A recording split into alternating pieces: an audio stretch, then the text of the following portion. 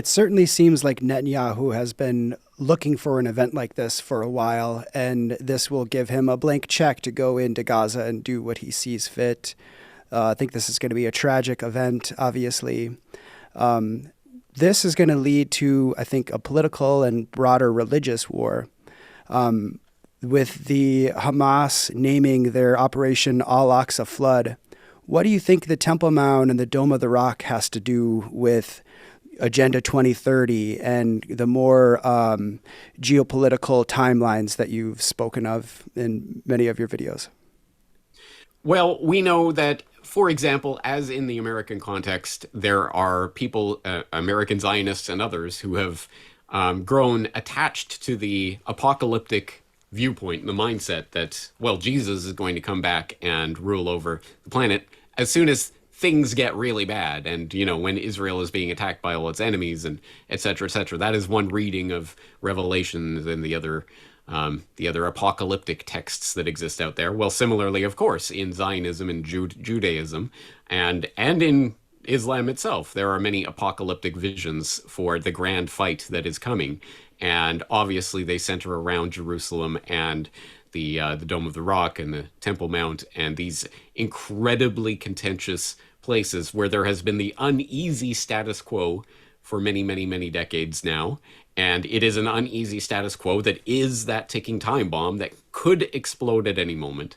And I would say similarly to for example, in the American context with the American Zionists and others who latch onto those apocalyptic visions and then seek to bring them about so that they can bring about the end of the world. I think the people in positions of political and military power who are bringing these events about aren't necessarily true believers in that apocalyptic vision, at least in any sort of religious sense, but play on that and people's expectations of that for their own political and geostrategic purposes. I think we might have a similar situation where, again, it doesn't even matter if the political leaders themselves truly believe in all of this in a religious sense, as long as enough people do believe in it that they are willing to fight and kill and die for these beliefs, then that's good enough, because that's all dictators and tyrants throughout history have ever wanted from their population, is a population that doesn't have to march off to war at the point of a gun, as in you either fight or you die. No, you want people who are motivated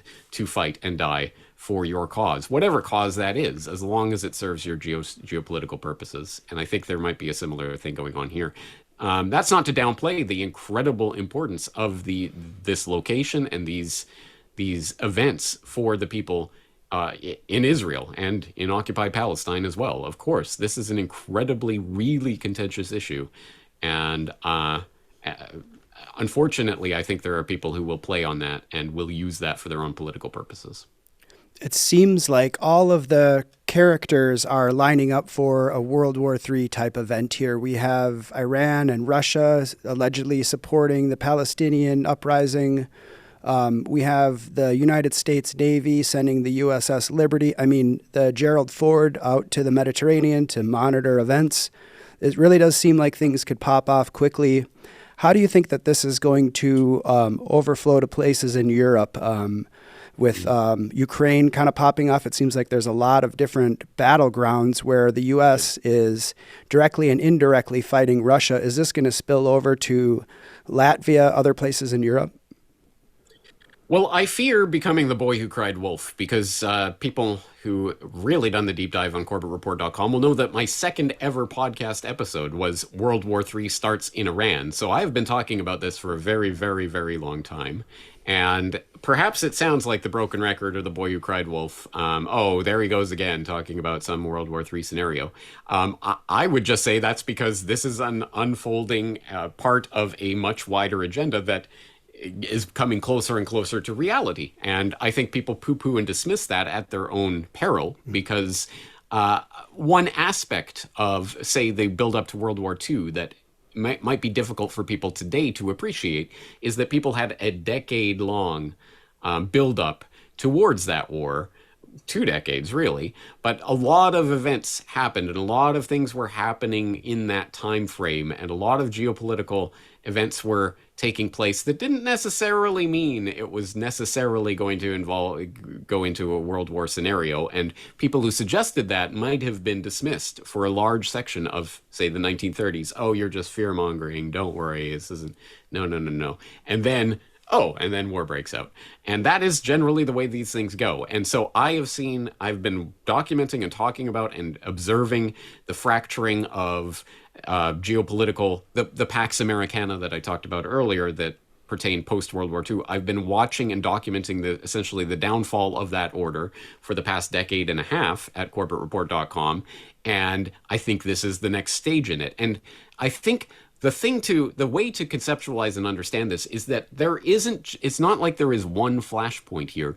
There are many, many flashpoints. As you point out, the prospect, of course, of Iran, at least it has been floated by the Wall Street Journal in the past few days. It was Iran behind this attack, we tell ya, which interestingly seems to have already been poo-pooed, dismissed, and debunked by AP and others. So who knows what establishment narrative they're going to settle on. But if they bring Iran into this, then obviously that draws in the specter of, say, Russia, which draws in the specter of World War III, as I was talking about in my second ever podcast episode. But beyond that, there is the Ukraine situation, which Zelensky's still waving his arms desperately. Hey, guys, don't forget about us and the billions and billions and billions and billions and billions and billions of dollars that we need to fight your proxy war.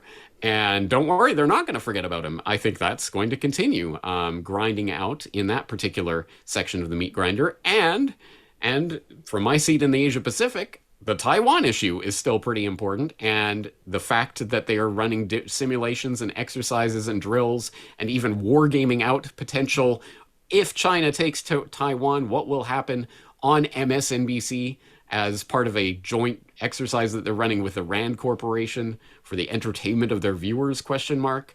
And all of that craziness is still going on.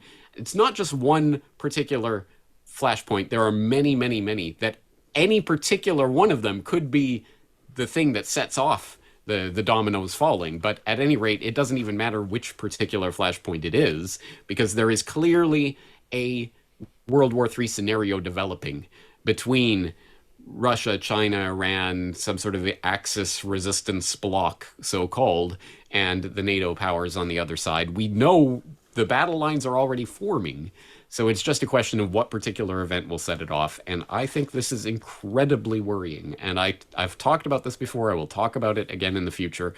But I think people dismiss this at their own peril. I don't think any of us, sadly, I don't think any of us would be surprised if a nuclear weapon went off at this point in time. Things are moving so rapidly, and we're trying to get ahead of it. One of the questions that I had prepared for you was, how do we know whether or not we are currently in a propaganda false flag type event?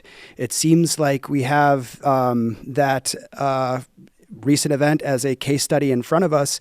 How can we prepare ourselves for the onslaught of misinformation that's going to be coming at us? I think, unfortunately, and this is unfortunate because it is an incredible lot of work and most people are not mentally equipped to handle it, but I think we have to take a thoroughgoing position of methodological skepticism about all information that we are receiving. And I know nobody wants to hear that once they understand what that means, because it does mean not just a lot of work, but ongoing and continual work for the rest of your life. And that methodological position of skepticism is to say, do not take any information at face value. Treat every piece of information that you're hearing as if it could be propaganda. It could be part of some sort of psyops influence campaign to get you to believe and thus to act in one way or another. And then once you take that position and you interrogate the information and find out, okay, so where is this information coming from? And can I verify this with other sources? Can I triangulate what is being said here? And how do I tie this into what I already know from my own lived personal experience to be true?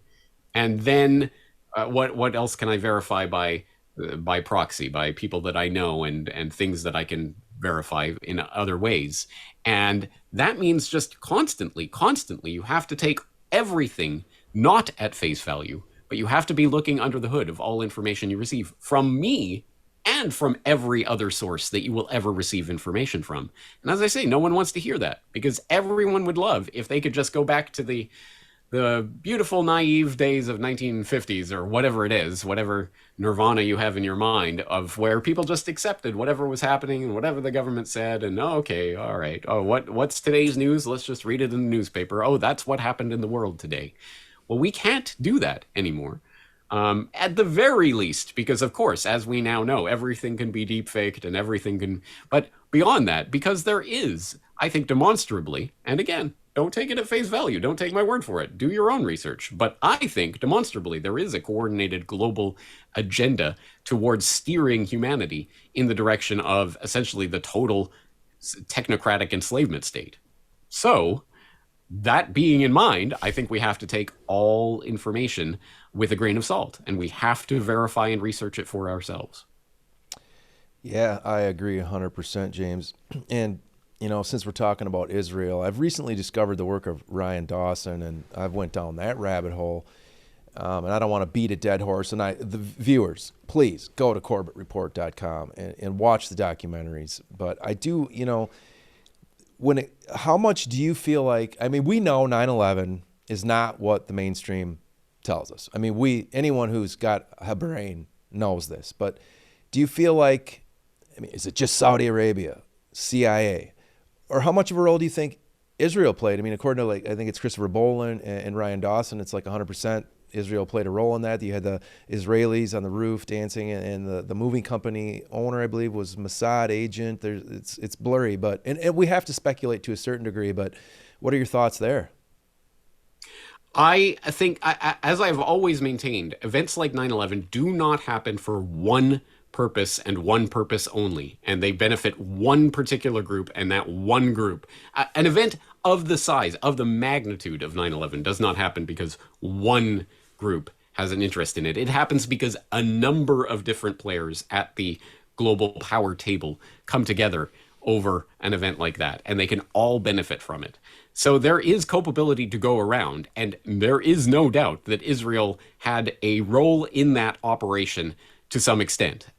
Whether even at the most charitable reading, no. The Israeli spies, the documented spies that were in the United States, and the spy rings that were being uncovered and talked about on Fox News, even by Carl Cameron, until his investigative series got squelched. They were just following these hijackers around, and covering all aspects of everything that they were doing and where they were going, and seemingly in the same spots at all the same times, just because they were keeping tabs on it. And by that, I suppose you could make some sort of let it happen on purpose kind of role for Mossad in that operation, or it could be much, much more deeper than that when you look at the neocons in the populating the Bush administration, who in some cases directly worked with the Israeli government in the drafting of the clean break plans and others before they became Project for a New American Century card-carrying neocons who were talking about how we need to basically gin up a war with Iraq. So obviously there were Israeli interests at play, and that benefited from the events of 9/11. So I think there is definitely culpability there. But then to say it's 100% and totally only Israel, and only Israel was involved, and only Israel, makes every other person in that plot who is demonstrably involved in that plot as just some sort of mindless automaton who is doing it for Israel. It's the Jewish space lasers controlling my brain narrative, which unfortunately makes it comic book nonsense. No, there are many players at that table who all had an interest in it, and there were people in the American government and military and intelligence establishments, corporate establishments. There were people in the Saudi Arabian intelligence establishment who absolutely had a role in what was going on with those events as well. British intelligence, you better believe, had some eye lines into that plot as well. As I say, there were many players at that table, and I think trying to narrow it down to is one and only one reason becomes too limiting and ultimately leads to false conclusions.